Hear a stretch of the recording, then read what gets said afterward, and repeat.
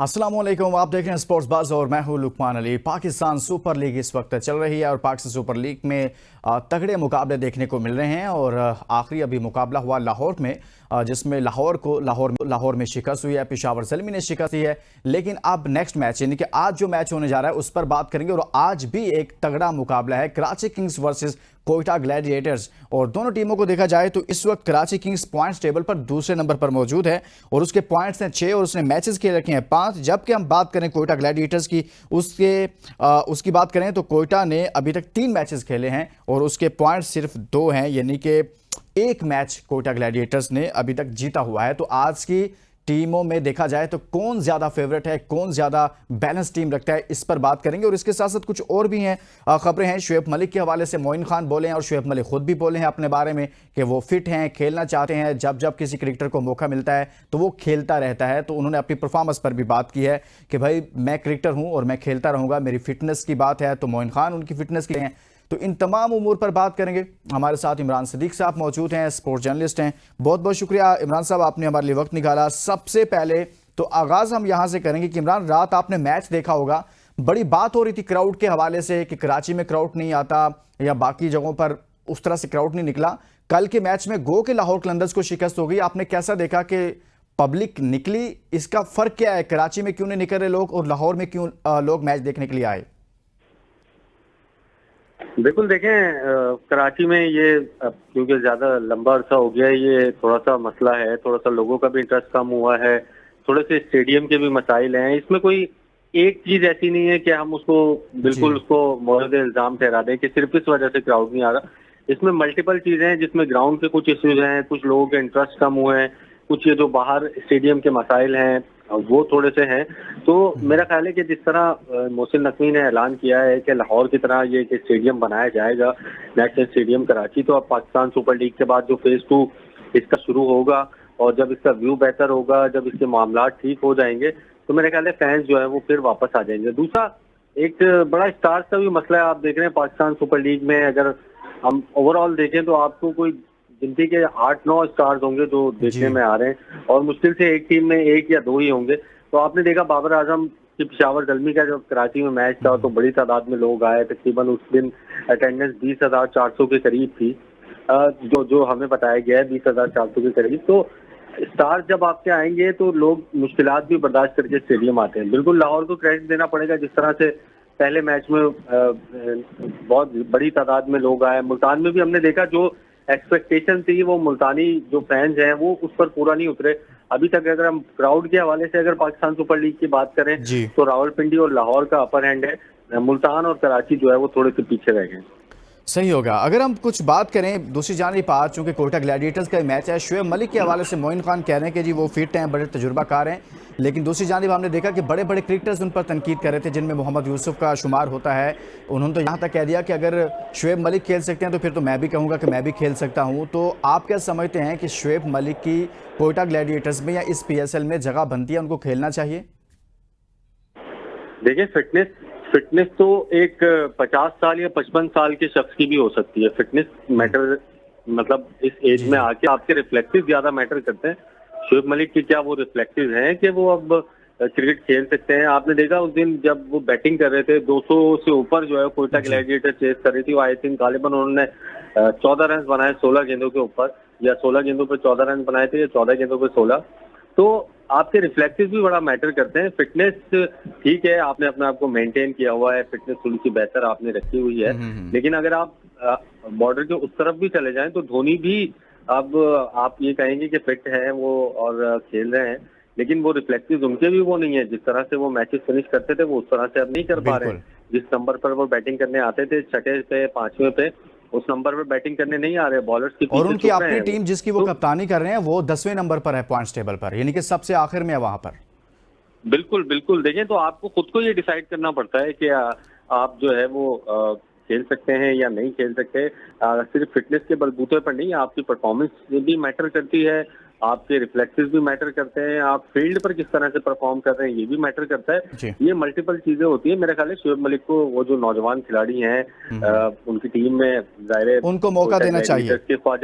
ख्वाजा नाफे हैं, उमैर बिन यूसुफ हैं I think उनकी टीम में। जी। तो ये अब उनका टाइम है। अब सरफराज जो कि शुएब मलिक के बाद आए थे वो भी अब नहीं खेल रहे हैं। शुएब मलिक का खेलना मेरा ख्याल है कि ज्यादती है थोड़ी सी, और मैं कह सकता हूँ या हम कह सकते हैं कि शायद ये उनका पाकिस्तान सुपर लीग का आखिरी सीजन होगा। आखिरी सीजन हो सकता है शुएब मलिक का, लेकिन वो अभी बड़े पुरअज़्म हैं। इमरान, एक अलग से बात है कि वो अभी भी कहते हैं कि भाई मैं तो बिल्कुल फिट हूँ, ये वो, मैं क्रिकेट खेल सकता हूँ। चले, अगर हम कुछ बात करें इन दोनों टीमों के जिनका आज टाकरा होने जा रहा है, कोयटा ग्लैडिएटर्स और कराची किंग्स का, इन दोनों की स्पेशली अगर हम बात करें तो आपको कौन सी टीम लगता है कि ये ज़्यादा पॉइंट्स टेबल पर तो कराची किंग्स ज़्यादा बेहतर है, लेकिन आपको लगता है कि कोयटा ग्लैडिएटर्स भी अच्छा मैच खेल सकती है, यानी कि उससे ज़्यादा मजबूत है? अगर है तो वो किस शोबे में, बॉलिंग में, बैटिंग में, कहाँ पर आपको मजबूत लगती है? देखिए, कोयटा ग्लैडिएटर्स जो कि अभी तक थोड़े सी वनरेबल रहे हैं, लेकिन अब वो क्योंकि मार्क चैपमैन गालिबन उनकी टीम को ज्वाइन कर चुके हैं, तो ये एक बड़ा बूस्ट है उनके लिए, क्योंकि अच्छी फॉर्म में है। न्यूजीलैंड में भी उन्होंने अच्छा परफॉर्म किया है, तो ये एक उनके लिए बड़ा अच्छा साइन है। एक तो जो उनको सेटबैक हुआ था उस्मान तारिक की सूरत में, वो तो रहेगा बॉलिंग डिपार्टमेंट में, क्योंकि बड़ी अच्छी बॉलिंग वो कर रहे थे। लेकिन मार्क चैपमैन के आने से ये है कि उनकी बैटिंग थोड़ी सी स्ट्रांग हो जाएगी, और उनके आने से आपके पिछले सवाल का भी आई थिंक जवाब जो है वो, कि शुएब मलिक को आपको पता है कि थोड़ा सा मजबूरी भी बन गई थी उनको 2-4 मैचेस खिलाना। तो अब एक यंगस्टर को डाल के वो मार्क चैपमैन की जगह इमर्जिंग में रिप्लेस करके और मार्क चैपमैन आ सकते हैं, तो उनकी बैटिंग जो है वो स्ट्रांग होगी। दूसरा, कराची किंग्स की जहां तक बात है, अच्छी परफॉर्मेंस, 3 मैचेस उन्होंने जीते हैं अभी तक, अच्छी परफॉर्मेंस दी है उन्होंने अभी तक पहले लेग के अंदर, लेकिन वो उनका होम ग्राउंड था, अब उन्होंने अवे खेलना है। और केन विलियमसन जो कि न्यूजीलैंड के टॉप बैट्समैन है, वो उनको ज्वाइन कर चुके हैं। लेकिन सवाल ये है कि इमरान, क्या वो उनको प्लेइंग 11 का हिस्सा बनाएंगे या अभी उनको रेस्ट दिया जाएगा? अगर प्लेइंग 11 का हिस्सा बनाएंगे तो किसको ड्रॉप करेंगे, ये भी बहुत बड़ा सवाल है। बहुत बड़ा सवाल है। देखिए, मेरे अगर आप Tim Seifert wicket keeper batter हैं, वो ड्रॉप नहीं होते। डेविड वार्नर कैप्टन है, वो ड्रॉप नहीं होते। जेम्स विंस जो कि अच्छी परफॉर्मेंस का मुजाहिरा कर रहे हैं, वो उनको भी आप ड्रॉप नहीं कर सकते। तो आखिर में ले दे के अगर हमारे पास कोई बचता है तो वो मोहम्मद नबी हैं, जो जिनको आप ड्रॉप कर सकते हो। तो मेरे ख्याल है मोहम्मद नबी की जगह खेलेंगे। लेकिन फिर दूसरा सवाल ये पैदा होता है कि क्या वो चौथे नंबर पे खेलेंगे या 5वें नंबर पे खेलेंगे, क्योंकि उनके पास टॉप 3 तो ऑलरेडी मौजूद है। तो चेंज हो सकता है। इमरान, आप साथ ही रहेगा, इस ब्रेक लेंगे और ब्रेक के बाद जब वापस आएंगे तो और भी बहुत सारी खबरें हैं, भारत से जुड़ी हुई खबरें हैं, अरशद नदीम, नीरज चोपड़ा और साथ में पाकिस्तान क्रिकेट से मुतल्लिक हम बात करें पाकिस्तान सुपर लीग के हवाले से। लेकिन प्रोग्राम के इस हिस्से में हम कुछ बात करेंगे कि भारतीय क्रिकेट बोर्ड ने जब ये कहा कि हम पाकिस्तान नहीं आएंगे या पाकिस्तान नहीं खेलेंगे, पाकिस्तान के साथ कोई भी मैच नहीं खेलेंगे, इवन के जो हमारे ICC के टूर्नामेंट्स होंगे उनमें भी पाकिस्तान के साथ जो मैच होगा उस पर भी नज़रसानी करेंगे कि हम खेलेंगे या नहीं खेलेंगे, जो अभी हालिया डेवलपमेंट्स हो रही हैं उसके तनाजुर में। इमरान सदीक साहब, आप क्या समझते हैं कि भारत ऐसे बयानात माजी में भी देता रहा है और पाकिस्तान के साथ तो वो मुसलसल नहीं खेल रहा, ना पाकिस्तान उनके साथ खेल रहा है, तो इससे फर्क क्या पड़ेगा सर? क्या पाकिस्तान की क्रिकेट मुतासिर होगी इससे? नहीं, हमारी क्रिकेट तो नहीं मुतासिर होगी इससे। भारत अगर नहीं खेलता है तो इसमें हमारा तो कोई नुकसान नहीं है। नुकसान सीधा इसमें ICC का है। ICC कभी भी ये नहीं चाहेगा कि पाकिस्तान और इंडिया को जो है वो अलग ग्रुप में रखे, क्योंकि आपके जो 15-20 मैचेस हैं उसकी आमदनी से पाकिस्तान और इंडिया की आमदनी को अगर मिलाया जाए तो वो एक ही मैच से कवर अप हो जाती है। तो अगर ICC इन दोनों ग्रुप्स को अलग करेगा पाकिस्तान और इंडिया के, तो ये उन्हीं का नुकसान है। और मैं समझता हूँ कि ये बहुत ही मुश्किल डिसीजन होगा ICC के लिए। पाकिस्तान और इंडिया शायद इससे इतने मुतासिर ना हो। हाँ, एसोसिएट मुल्क जो कि ICC की फंडिंग पर चलते हैं, जिनका सारा दारोमदार ICC की फंडिंग पर है, वो इससे मुतासिर हो सकते हैं, क्योंकि जब ICC के पास इंडिया पाकिस्तान के मैचेस से अर्निंग नहीं होगी तो फिर ये छोटे ममालिक जो हैं ये मुतासिर होंगे। हाँ, ये जो पाकिस्तान को 5.5% मिलता है या ऑस्ट्रेलिया को, इंग्लैंड को, इसमें थोड़ी सी कमी हो सकती है। भारत को जो 38% मिलता है आमदनी से, उसमें थोड़ी सी कमी हो सकती है, क्योंकि जब ओवरऑल आमदनी कम होगी, ICC की पाकिस्तान इंडिया के मैचेस नहीं होंगे, तो फिर तमाम मुल्कों की आमदनी भी कम होगी, जिसमें सबसे ज्यादा इफेक्ट जो है वो छोटी कंट्रीज होंगी, लाइक आइलैंड हो गया या जिम्बाब्वे हो गया, या जो डिपेंड करते हैं ICC की इनकम के ऊपर। तो मेरा ख्याल है कि ये सिर्फ अभी बातें हैं। ये इंडियन मीडिया, आपको पता है कि जब भी कोई ऐसी चीज होती है, उनका सारा जो फोकस होता है, सारी इल्जाम तराशी जो होती है, वो पाकिस्तान पर ही होती है, और बाद में जो उसके एविडेंस जो है सामने नहीं आते हैं। अच्छा इमरान, ये सारी चीजें चलती रहती हैं, लेकिन हैरानकुन तौर पर अगर BCCI अपने हुकूमती उमूर में, जो कि उनके मुल्क की जानिब से एक पॉलिसी अख्तियार की गई और बहुत सारे फैसले किए, फिर पाकिस्तान ने कुछ फैसले किए, उसके जवाब में बड़े सख्त फैसले हुए लेकिन आप नहीं समझते थे कि पाकिस्तान क्रिकेट, अगर बीसीसीआई इस मामले में एंट्री देता है, इन्वॉल्व होता है, कोई बयान देता है, कोई पॉलिसी स्टेटमेंट देता है, तो पाकिस्तान क्रिकेट बोर्ड को यानी कि पीसीबी को भी कोई पॉलिसी स्टेटमेंट देनी चाहिए थी ना, कोई रद्द-ए-अमल देते, कोई जवाब देते, लेकिन खामोशी है सर। नहीं, बीसीसीआई ने ऑफिशियली तो ऐसा कुछ भी नहीं कहा है ना, क्योंकि भारतीय मीडिया जो है वो बीसीसीआई के सोर्सेज से एक किस्म की खबरें चला रहा है कि ये आईसीसी को कन्वे किया जाएगा। बीसीसीआई का अभी तक ऑफिशियल अगर आप प्लेटफॉर्म देखेंगे या उनकी वेबसाइट देखेंगे या उनका ट्विटर हैंडल देखेंगे, ऐसी कोई ऑफिशियल चीज उनकी सामने नहीं आई है। राजीव शुक्ला जो कि उनके नायब सदर हैं, उनसे एक सवाल हुआ था मीडिया टॉक के दौरान, जी जी। क्योंकि वो पॉलिटिक्स में भी एंट्री है उनकी, और उनसे ये सवाल हुआ था। उन्होंने कहा कि जिस तरह से पहले गवर्नमेंट के डिसीजन पे हमारे तमाम तर बोर्ड के जो फैसले होते हैं वो गवर्नमेंट के डिसीजन पर होते हैं, अभी आइंदा भी जो फैसले होंगे वो गवर्नमेंट के डिसीजन पर होंगे, तो इसमें तो कोई नई बात नहीं थी। तो मेरा ख्याल है कि let's wait for the BCCI official confirmation, फिर उसके बाद अगर पाकिस्तान क्रिकेट बोर्ड कोई रद्द अमल देता है तो फिर ये अच्छा होगा। अगर हम ऑफिशियली तरीके से आके गैर ऑफिशियल स्टेटमेंट का रद्द अमल देंगे तो वो ठीक नहीं होगा। और ये सब एक प्रीमेच्योर बातें हैं, आई थिंक ऐसा कुछ भी नहीं होगा। ये एक बड़ा मुकाबला है पाकिस्तान और इंडिया का, सारी और ये चलता रहेगा। आप कह रहे हैं कि इससे ऐसा हो नहीं सकता